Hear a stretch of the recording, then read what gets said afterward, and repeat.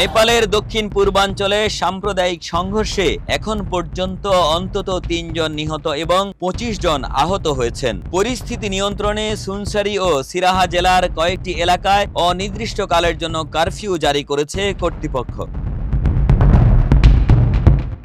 ভারত সীমান্তবর্তী সুনসারি জেলার দেওয়ানগঞ্জ শহরে ২৬ জুলাই রাতে হিন্দু ও মুসলিম সম্প্রদায়ের মধ্যে সংঘর্ষের সূত্রপাত হয়। স্থানীয় কর্মকর্তাদের দাবি, একটি হিন্দু ধর্মীয় অনুষ্ঠানে উচ্চস্বরে গান বাজানো এবং ধর্মীয় পতাকা টানানোকে কেন্দ্র করে বিরোধের জেরেই এই সহিংসতা ছড়িয়ে পড়ে।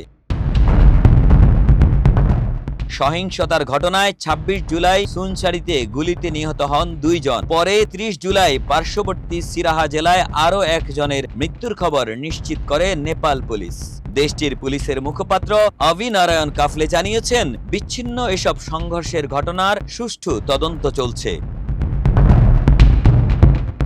৩১ জুলাই নতুন করে কোনো সহিংসতার খবর না পাওয়া গেলেও আইনশৃঙ্খলা পরিস্থিতি স্বাভাবিক রাখতে সুনসারি ও সিরাহার কয়েকটি এলাকায় অনির্দিষ্টকালের জন্য কারফিউ বহাল রাখা হয়েছে। অন্যদিকে স্বরাষ্ট্রমন্ত্রী সুদান গুরুং নিহতদের পরিবারের সদস্যদের সঙ্গে সাক্ষাৎ করেছেন। এছাড়া সরকার নিহত প্রত্যেকের পরিবারকে $৬,৬৬০ মার্কিন সমপরিমাণ আর্থিক সহায়তা দেওয়ার সিদ্ধান্ত নিয়েছে।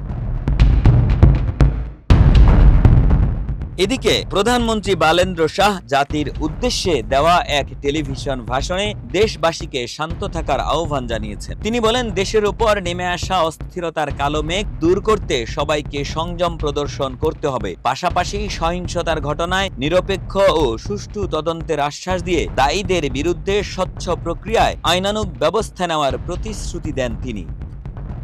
Desk report, Manabkantha.